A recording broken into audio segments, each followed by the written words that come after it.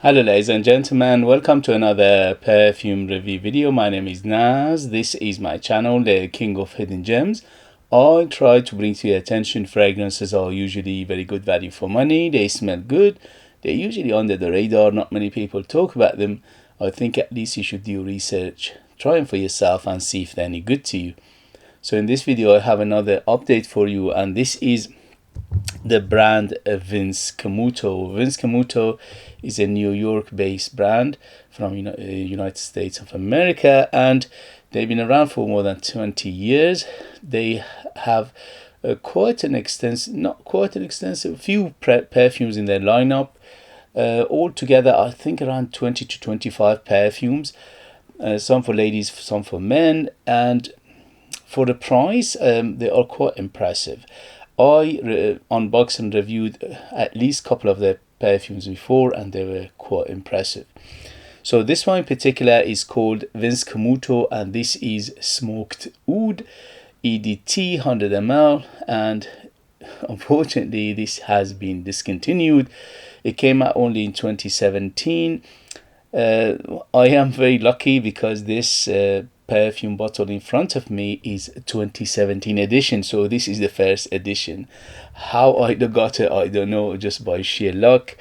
I'm very happy to have it. But if you are interested and you are looking for it and you want to get it, be patient, do your research and see if it comes up in your area, in your country, and how much it goes for.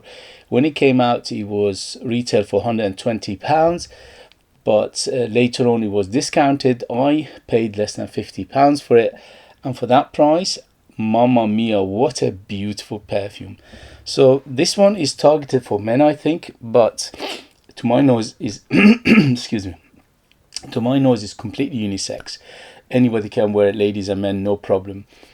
This one, in terms of performance, first thing first, presentation excellent, especially for the price under £50, or if you can find it under £50. This presentation is very, very good. It feels high end, feels well made, feels luxury in the hand. If you give something like this to a loved one as a present, they would be very, very happy. So presentation was excellent. Bottle, box, everything about it is good quality. In terms of longevity, I'm very happy to say this is a very, very good performer, because usually with House of Vince Camuto, in terms of smell wise, majority of the perfumes are very good, but in terms of performance they are hit and miss. This case is a hit. How they discontinued it, I don't know, but this one, especially for ADT, on my skin went easily over 8 hours. On t-shirt and materials goes easily over 10 hours easy. The next day I woke up, I could still smell it very, very strongly. So very, very good performer. In terms of projection, an arm length of projection for around 2 to 3 hours, and after that would subside, but always have a good bubble, good cloud and a good trail behind you. I went up to 10 sprays of it. I went a bit crazy because it says Eau de Toilette. I didn't think it would be that strong, but I was very, very surprised how good it performed. And it was projecting, room filler, house filler, the other side of the road filler for almost the whole day. It was very, very impressive. So excellent in terms of performance. In terms of age, I would say, although this is quite a friendly DNA in here, because the oud in here is westernized oud, so it is paleted for majority of people, but still it's got oriental feel to it, and for that I would say 25 years and older to be on safe side. Again, if you like this kind of perfumes, the age doesn't mean anything. In terms of season, this is better suited for cooler weather, but because it's got some freshness to it, you can use it all year round. In summer less sprays, in winter more sprays. And occasion, this is very opulent, so it's very good for going out, for evening, for formal occasion, for special occasion, for special ceremony like wedding, like birthday parties. Very, very opulent and very, very sensual. So let's get to the perfume itself. The perfume itself, if you want 3 words only for it, rose rose and more rose. So this is a very rose dominant perfume. When I say rose dominant, like 60-70% what you get in here is rose. And the rose in here are a combination of few roses. So I'm smelling some Turkish rose, which is a little bit jammy. I'm smelling some Bulgarian rose, which is a little bit on the fresh side of things.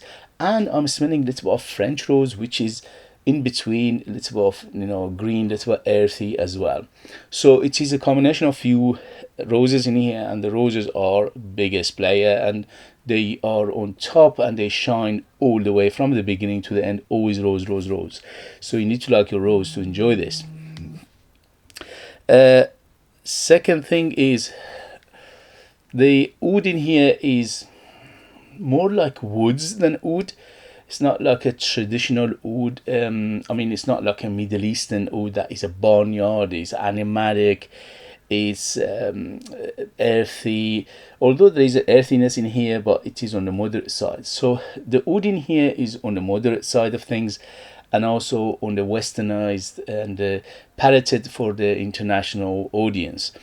So if you like this kind of perfumes, that is, the oud is quite safe, is palatable, is almost crowd pleaser, almost people pleaser. This is very good. Again, in terms of the blend in here is excellent. So when I wore it, I was like surprised, because smells wise and the perfumery wise and the quality of the ingredients in here smells like 200 pounds plus perfume. Is very niche like.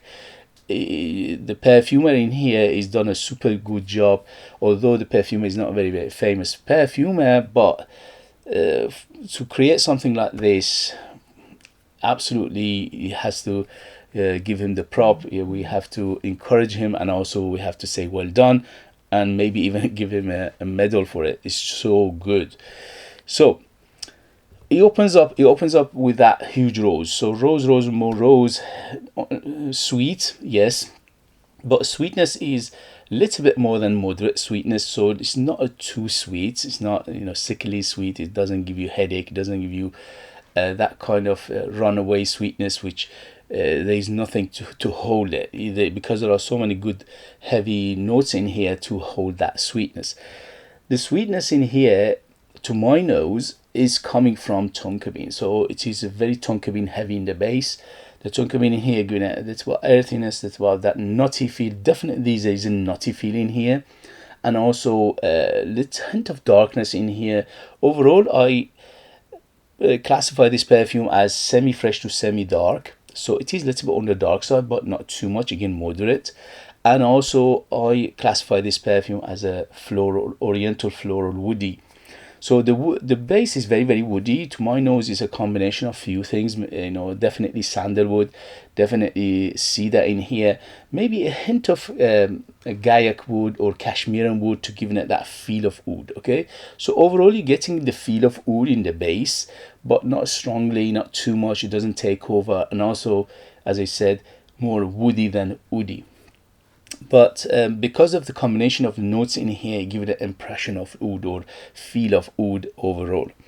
When it opens up with that big rose, as I said, and it smells sweet rose plus it's about fruity feel to it, like a plum note or plum feel to it. And that plum feel stays there for quite a while, you know, at least half life of this perfume, which is very impressive again. And after that is the greenness of it. So it is quite green, it's quite grassy, it is a little bit leafy, it's camphorous, it's a little bit balsamic, little bit of dustiness to it, little bit of basically smokiness to it. The smokiness in here is not, again, is on the moderate side, it's not too smoky, so it's very palatable. It's again internationally palatable, and any culture can basically tolerate this amount of smokiness. So smokiness is very moderate, which is mainly coming from incense. So and the base is dominated by those woods plus the amber. The amber in here is quite deep and dense and resinous and gooey and sticky, so you need to like those kind of amber to enjoy this. So according to our Fragrantica, then the notes are on top we have rose, smoke, and juniper berries and davana. In the middle we have rose, incense and spices, and in the base we have amber, agarwood and tonka bean. Tonka bean is by far the biggest player in the base. After that is the woods, which is in here it says oud. I'm not getting that much oud. I'm getting the feel of oud, but it's very woody in the same time. The amber, as I said, is sticky, gooey, dense, resinous and thick and very it's quite sweet and spicy amber in here. The spices to my nose is definitely saffron, definitely cinnamon and nutmeg combination. So these three giving it quite a big spicy feel, but again is on the moderate side. It doesn't take over, it doesn't become too much. Rose and more rose from the beginning to the end, always rosy, so you need to like your rose. The rose on here is quite jammy, a little bit sweet, a little bit fresh, a little bit dense, a little bit on the dark side as well, not too much, again moderately. And Davana, to be honest with you, I don't smell Davana in here. Mainly is a supportive role, but juniper berry, yes, the juniper getting that green aspect, little bit of booziness to it as well, and also a little bit of camphorous and green feed to it overall. So if you like the description I gave you, this is a beautiful perfume, very well done, very well put together. The perfumer for it is actually Steve De Mercado or De Mercado. Steve De Mercado, I never heard of him, but in this perfume he's done a beautiful job, absolutely gorgeous. Well done, Mr. Steve. So biggest player in this perfume, rose and more rose. After that is amber, after that is the woods, after that is the tonka bean, and after that is the woods. But overall the amber is quite sticky and resinous and feel very basically quite a deep amber, little bit of smokiness to it, which is coming from the incense, but again on the moderate side. Rose and more rose, always rosy, so you need to like your rose to enjoy this perfume. Warm spiciness, which is mainly come from saffron, cinnamon and a nutmeg combination, but again on the moderate side. Quite aromatic, which is mainly coming from that juniper berry in here, giving it that aromaticness plus that green aspect to it, which is very nice, at least for my taste, for my age, for my experience. Very woody in the base, mainly clean woods, but little bit of feel of oud in here as well, which is giving it a little bit of resinous feel. But to my nose, this is not oudy overall, or at least the feel of oud is there, but it's not real oud or proper oud, or oud that is we know it's come from the East and Oriental perfumes. So a little bit of balsamicness, a little bit of camphorousness, and also quite fresh spicy, which is mainly those spices that I mentioned in the notes breakdown. So if you like this kind of perfumes, yes, absolutely gorgeous. To my nose, for my taste, for my experience, this is unfortunately being discontinued, but is a complete hidden gem. This is a big banger for a buck. As I said, it smells very expensive, but it's very affordable. At least the one in front of me, I bought it for less than £50, and I'm super happy for that. If you can find it for a good price in your country, in your area, go for it, because unless you don't like this kind of fragrances, then that is not for you. But if you like this kind of perfumes and you've been looking for it, yes, I highly recommend it. No brainer to me. This is a gorgeous fragrance, and it's very well done, and it's superbly gorgeous overall. Okay guys, if you have it, if you know it, if you tried it, let us know your experience. That would be useful for others to read. If you like what I do, if you find it useful, informative, valuable or entertaining, please don't forget to hit those buttons. This way you help me, encourage me, motivate me to bring you perfumes like this in future that nobody else is talking about. They're amazing value for money, they smell great, and they are hidden gems, and this beauty is definitely a hidden gem. If you are interested in purchasing one of my own perfumes and support me that way and get something very beautiful in return, you could do that. I'll leave them in the link. They are true handmade perfumes just for you lucky people in the United Kingdom. I'm the perfumer, I'm the artist, I'm the worker. Nobody else is involved from the scratch to the perfume itself. It's all about me, and I put more than 60% pure perfume oils in my perfumes, which is unheard of. That makes them very bold, big, very long lasting, very artistic and unique, and they are like time capsule. They take you different places, different time, and they are mesmerizingly beautiful. Thank you very much as always for watching. Thank you very much for your love and support, and I'll see you later. Bye bye bye.